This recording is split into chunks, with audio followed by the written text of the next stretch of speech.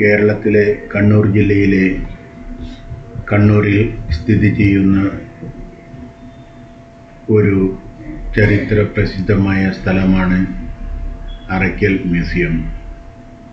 കേരളത്തിലെ ഏക മുസ്ലിം രാജവംശമായ അറയ്ക്കൽ രാജവംശത്തിൻ്റെ കൊട്ടാരമായ അറയ്ക്കൽ കൊട്ടാരത്തിൻ്റെ ദർബാർ ഹാളാണ് പിന്നീട് സർക്കാരിൻ്റെ കീഴിൽ അറയ്ക്കൽ മ്യൂസിയമായി രൂപാന്തരപ്പെട്ടത്. ഇതാണ് ഇന്ന് അറയ്ക്കൽ മ്യൂസിയം എന്ന് അറിയപ്പെടുന്നതും. 2005 സംസ്ഥാന വിനോദസഞ്ചാര വകുപ്പിൻ്റെ നേതൃത്വത്തിൽ പുരാവസ്തു വകുപ്പ് ഏറ്റെടുത്ത് 90 ലക്ഷം രൂപയോളം മുടക്കി പുനരുദ്ധാരണ പ്രവർത്തനങ്ങളും നവീകരണ പ്രവർത്തനങ്ങളും നടത്തി നവീകരിച്ചതിന് ശേഷം 2005 ജൂലൈയിൽ കേരള മുഖ്യമന്ത്രി ഉമ്മൻചാണ്ടി, ടൂറിസം വകുപ്പ് മന്ത്രി KC വേണുഗോപാൽ, സാംസ്കാരിക മന്ത്രി AP അനിൽകുമാർ എന്നിവർ ചേർന്നാണ് ഈ മ്യൂസിയം പൊതുജനങ്ങൾക്കായി തുറന്നു കൊടുത്തത്. പിന്നീട് 2016 തിരഞ്ഞെടുക്കപ്പെട്ട പിണറായി വിജയൻ സർക്കാരിൻ്റെ പ്രഥമ ബജറ്റിൽ 15 കോടി രൂപ അനുവദിച്ചെങ്കിലും ഇത് കാര്യമായി ഇന്നേവരെ നവീകരണ പ്രവർത്തനങ്ങൾക്ക് ഉപയോഗിച്ചിട്ട് ഇല്ല എന്നുള്ളതാണ് വാസ്തവം. ഇങ്ങനെ അറയ്ക്കൽ മ്യൂസിയത്തിൻ്റെ ഉള്ളിലേക്ക് കടന്ന നാം അറയ്ക്കൽ മ്യൂസിയത്തിൻ്റെ അത്ഭുതകരമായ കാഴ്ചകൾ കണ്ടുകൊണ്ടിരിക്കുകയാണ്. പ്രധാനമായും ദർബാർ ഹാളും ഈ ദർബാർ ഹാളിലെ സംഗ്രഹിച്ചിരിക്കുന്ന അക്കാലത്തെ ഫർണിച്ചർ മുതലായ സംവിധാനങ്ങളും മറ്റുമാണ് പ്രധാനമായും നമ്മുടെ കാഴ്ചയിലേക്ക് എത്തുക.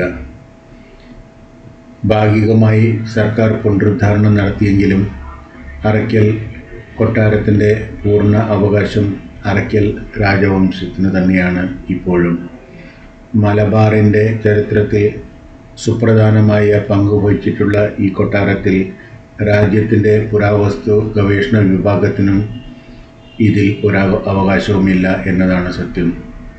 ഈ കൊട്ടാരം സന്ദർശിക്കുന്നവരിൽ നിന്നും ചെറിയ ഒരു തുക നടത്തിപ്പിലേക്കായി സ്വീകരിച്ചു വരുന്നു.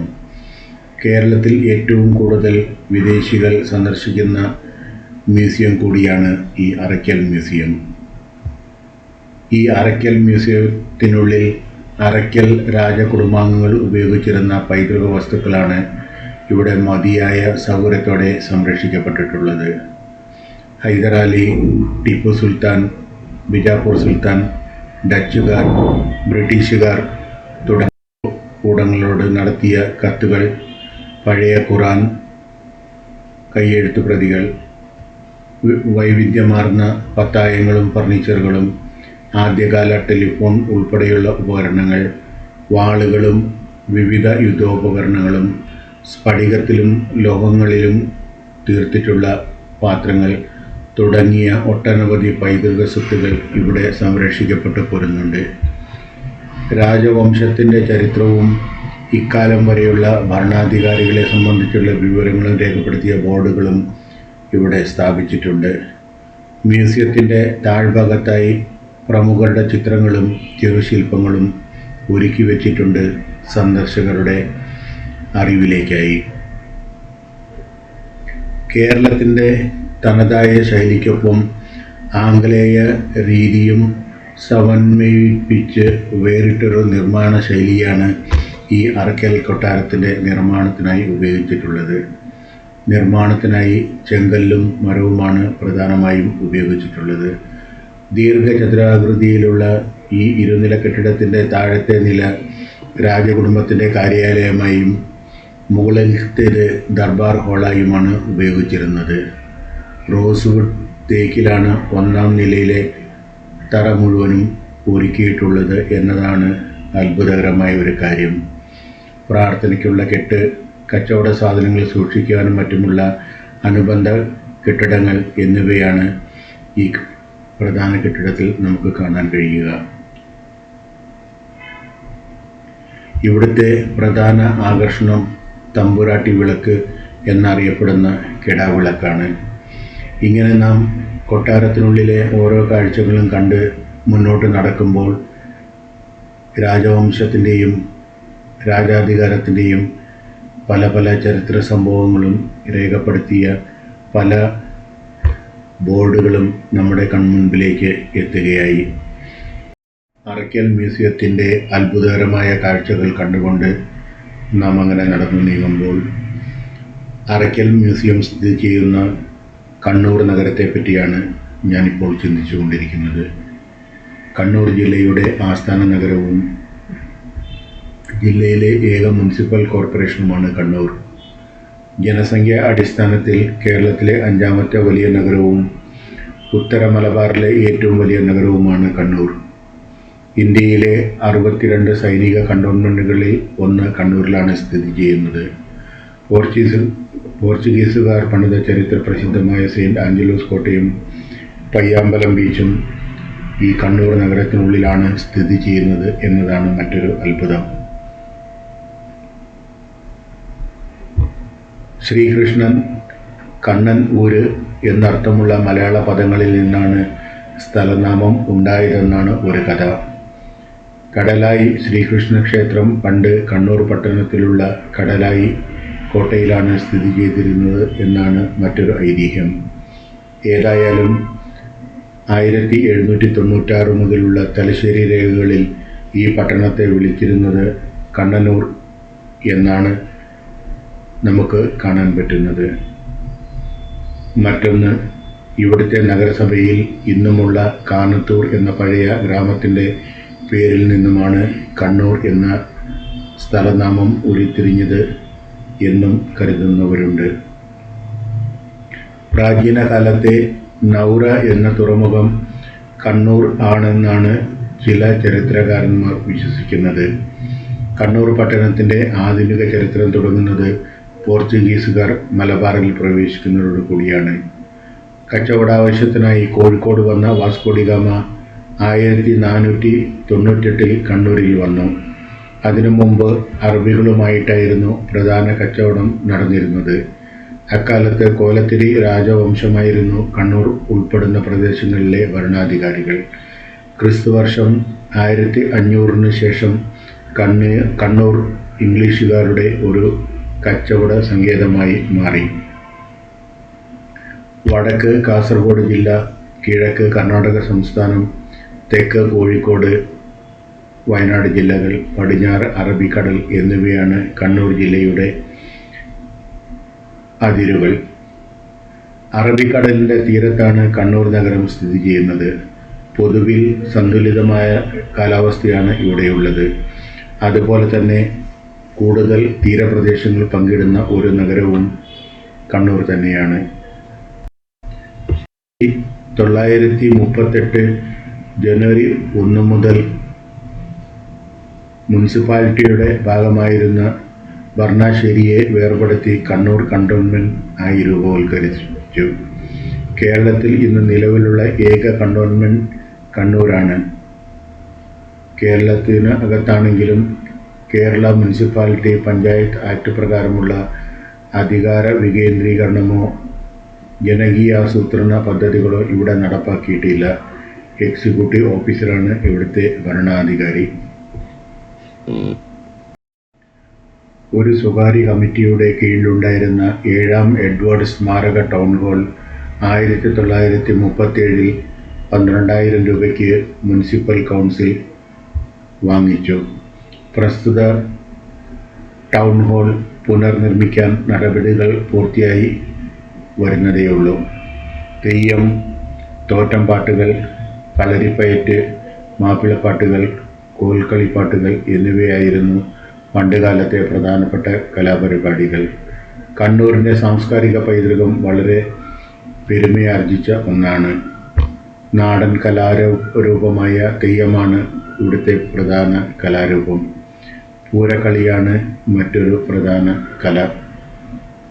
കണ്ണൂർ സന്ദർശിക്കേണ്ട പല പ്രധാന സ്ഥലങ്ങളിൽ പയ്യമ്പലം കടപ്പുറം, കണ്ണൂർ കോട്ട, മീൻകുന്ന് കടപ്പുറം, ഏലപ്പീടിക, മുഴപ്പിലങ്ങാട് കടപ്പുറം, ചിറക്കൽ കൊട്ടാരം, മലയാള കലാഗ്രാമം, പഴശ്ശി അണക്കെട്ട്, മാപ്പിള ബേ, ഗുണ്ടർട്ട് ബംഗ്ലാവ്, അറയ്ക്കൽ കൊട്ടാരം, പെരളശ്ശേരി തൂക്കുപാലം, കൊട്ടിയൂർ ക്ഷേത്രം, ആറളം ഫാം, സെയിൻറ്റ് ആഞ്ചലോ കോട്ട, വൈതൽമല, ചിറക്കൽ ചിറ, കേരള ഫോക്ലോർ അക്കാദമി, മുണ്ടേരിക്കടവ് പക്ഷി സങ്കേതം, കണ്ണൂർ അന്താരാഷ്ട്ര വിമാനത്താവളം, മാടായിപ്പാറ, പാലക്കയംതട്ട്, മാടായിക്കാവ്, കളരിവാതുക്കൽ ഭഗവതി ക്ഷേത്രം, കുന്നത്തൂർ പാടി, പറശ്ശിനിക്കടവ് മുത്തപ്പൻ ക്ഷേത്രം, Chuttad beach,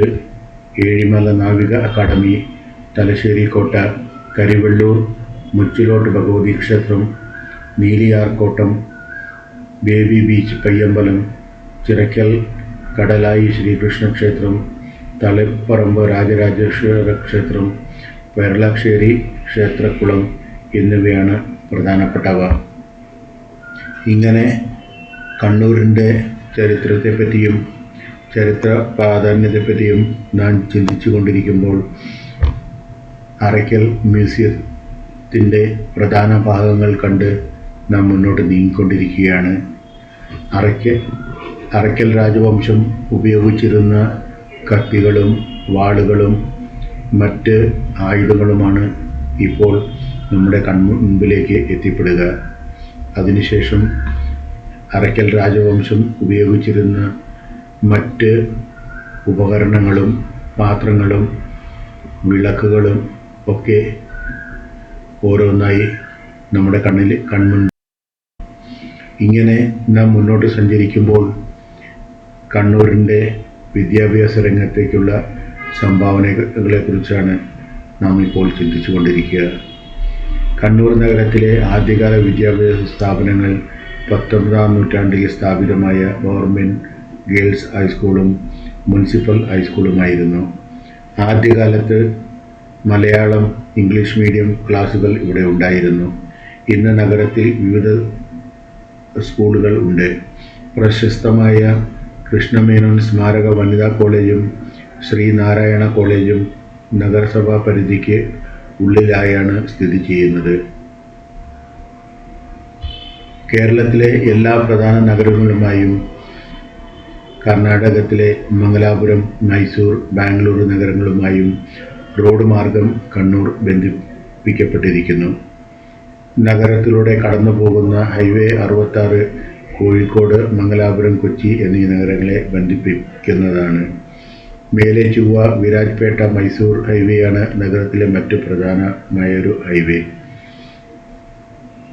താവരക്കര bus stand, KSRTC bus stand, പഴയ സ്റ്റാൻഡ് എന്നിവിടങ്ങളിൽ നിന്ന് കേരളത്തിലെ എല്ലാ പ്രധാന നഗരങ്ങളിലേക്കും ബസ്സുകൾ ഓടിക്കൊണ്ടിരിക്കുന്നു. ഭരണാശ്ശേരി ജില്ലാ ആശുപത്രി ബസ് സ്റ്റാൻഡ് സിറ്റി ബസ്സുകൾക്കും നഗരത്തിൻ്റെ പ്രാന്തഭാഗത്തേക്കുള്ള ബസ്സുകൾക്കുമായി നീക്കിവച്ചിരിക്കുന്നു. കണ്ണൂർ മെയിൻ റെയിൽവേ സ്റ്റേഷൻ കേരളത്തിലെ പ്രധാന റെയിൽവേ സ്റ്റേഷനുകളിൽ ഒന്നാണ്. തിരുവനന്തപുരം, കൊച്ചി, ആലപ്പുഴ, മംഗലാപുരം, ബാംഗ്ലൂർ, മൈസൂർ, കോയമ്പത്തൂർ എന്നിവിടങ്ങളിലേക്ക് കണ്ണൂരിൽ നിന്നും ട്രെയിനുകൾ സുലഭമായി പുറപ്പെടുന്നുണ്ട്. ഇന്ത്യയിലെ എല്ലാ പ്രധാന നഗരങ്ങളിലേക്കും കണ്ണൂർ വഴി ട്രെയിനുകൾ കടന്നു പോകുന്നുണ്ട്. കണ്ണൂർ തെക്ക്, ചിറക്കൽ, വളപട്ടണം എന്നീ റെയിൽവേ സ്റ്റേഷനുകളും നഗരത്തിൽ ഉണ്ട്. എല്ലാ പാസഞ്ചർ ട്രെയിനുകളും ഈ സ്റ്റേഷനുകളിൽ നിർത്തുന്നു. വിമാന മാർഗം കണ്ണൂരെത്താൻ കണ്ണൂർ നഗരത്തിൽ നിന്നും 25 കിലോമീറ്റർ അകലെ താഴെ ചൊവ്വ മൈസൂർ ഹൈവേയിൽ മട്ടന്നൂരിന് സമീപം സ്ഥിതി ചെയ്യുന്ന കണ്ണൂർ അന്താരാഷ്ട്ര വിമാനത്താവളമാണ് ഉപയോഗിക്കേണ്ടത്.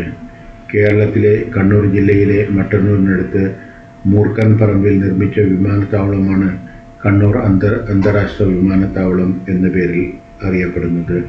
കണ്ണൂർ, തലശ്ശേരി പട്ടണങ്ങളിൽ നിന്ന് 25 കിലോമീറ്റർ അകലെയായിട്ടാണ് ഈ വിമാനത്താവളം സ്ഥിതി ചെയ്യുന്നത്. വിസ്തീർണത്തിൽ കേരളത്തിലെ ഏറ്റവും വലിയ വിമാനത്താവളം കൂടിയാണ് കണ്ണൂരിലേത്. ഇങ്ങനെ എന്തുകൊണ്ട് നോക്കിയാലും കണ്ണൂർ നഗരം കേരളത്തിലെ ഒരു പ്രധാന നഗരമായി മാറുകയാണ്. ഇങ്ങനെ ഒരു പ്രധാന നഗരത്തിലാണ് നാം ഇപ്പോൾ കണ്ടുകൊണ്ടിരിക്കുന്ന അറയ്ക്കൽ മ്യൂസിയവും സ്ഥിതി ചെയ്യുന്നത്.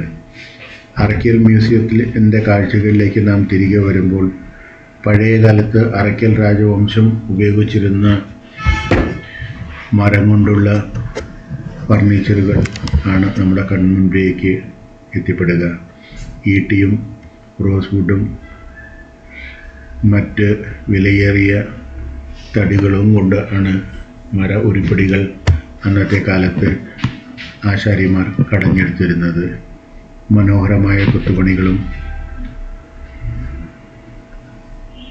നിറഞ്ഞതാണ് ഓരോ ഉരുപ്പടികളും. ഇങ്ങനെ നാം അറയ്ക്കൽ മ്യൂസിയത്തിൻ്റെ ചരിത്രവും കണ്ണൂരിൻ്റെ ചരിത്രവും ഒക്കെ കണ്ടുകൊണ്ടും ആസ്വദിച്ചുകൊണ്ടും നാം മുന്നേറുമ്പോൾ നാം അറയ്ക്കൽ മ്യൂസിയത്തിൻ്റെ മുകളിലത്തെ നിലയിലെ കാഴ്ചകൾ കണ്ടതിന് ശേഷം താഴത്തെ നിലയിലെ കാഴ്ചകൾ കാണാനായി താഴേക്ക് ഇറങ്ങിക്കൊണ്ടിരിക്കുകയാണ്. ഇങ്ങനെ നാം താഴേക്ക് ഇറങ്ങി വരുമ്പോൾ താഴത്തെ നിലയിലും റിസപ്ഷനോട് അനുബന്ധിച്ച് ഉള്ള മറ്റ് പല മുറികളിലുമായി അനേകായിരം കാഴ്ചകളാണ് നമുക്ക് വേണ്ടി ഒരുക്കി വച്ചിരിക്കുന്നത്. അതിൽ പ്രധാനമായവ അക്കാലത്ത് ഉപയോഗിച്ചിരുന്ന ഫർണിച്ചറുകളും വിളക്കുകളും പാത്രങ്ങളും മറ്റും ആണ്. ഒപ്പം തന്നെ അക്കാലത്ത് ഉപയോഗിച്ചിരുന്ന വിവിധ തരത്തിലുള്ള ടെലിഫോണുകളും നമ്മുടെ കാഴ്ചയിലേക്ക് എത്തുന്നതാണ്. ഇങ്ങനെ അതിമനോഹരമായ ധാരാളം കാഴ്ചകൾ കണ്ട് നാം അറയ്ക്കൽ മ്യൂസിയത്തിൻ്റെ റിസപ്ഷനിൽ എത്തുമ്പോൾ അവിടെ യാത്രികർക്ക് ഇരുന്ന് വിശ്രമിക്കാനും ഒപ്പം ഫോട്ടോ എടുക്കാനും മറ്റ് കുശലം പറയാനും ഒക്കെയുള്ള സൗകര്യവും മ്യൂസിയത്തിലെ അധികാരികൾ ഒരുക്കിയിട്ടുണ്ട്. ഇങ്ങനെ അറയ്ക്കൽ മ്യൂസിയത്തിൻ്റെ ഓരോ കാഴ്ചകളും കാണുകയും ഒപ്പം ക്യാമറയിലും വീഡിയോയിലും പകർത്തുകയും ചെയ്തതിന് ശേഷം നാം റിസപ്ഷനിലേക്ക് എത്തുമ്പോഴും ആൾക്കാർ നിരനിരയായി മ്യൂസിയത്തിലേക്ക് എത്തിക്കൊണ്ടിരിക്കുകയാണ്.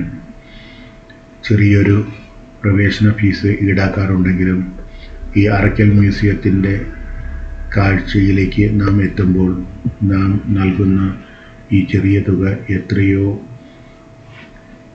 നിസ്സാരമെന്ന് നമുക്ക് തോന്നിപ്പോവും. കാരണം അത്ര വലിയ ഒരു സമ്പത്താണ് ഈ അറയ്ക്കൽ മ്യൂസിയത്തിൽ നമുക്ക് വേണ്ടി കാത്തിരിക്കുന്നത്. അത് ആവോളം കാണുവാനും ഓരോ വസ്തുവിൻ്റെയും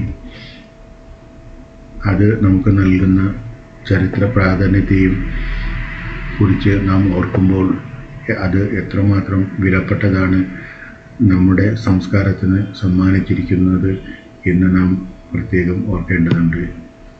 പ്രത്യേകിച്ച് ഒരു മുസ്ലിം രാജവംശം ഇവിടെ നിലനിന്നിരുന്നുവെന്നും ഒരു സുവർണകാലത്ത് അവർ ഇവിടുത്തെ ഭരണാധികാരികൾ ആയിരുന്നു എന്നുമുള്ള അറിവ് നമുക്ക് വളരെ പ്രധാനപ്പെട്ട ഒന്നാണ്. ഇങ്ങനെ നാം ചിന്തിച്ചുകൊണ്ടും അറയ്ക്കൽ മ്യൂസിയത്തിലെ ഓരോ കാഴ്ചകളും കണ്ട് നാം മുന്നേറുമ്പോൾ അറയ്ക്കൽ മ്യൂസിയത്തിൻ്റെ പ്രധാന കവാടത്തിലേക്ക് നാം എത്തിക്കൊണ്ടിരിക്കുകയാണ്.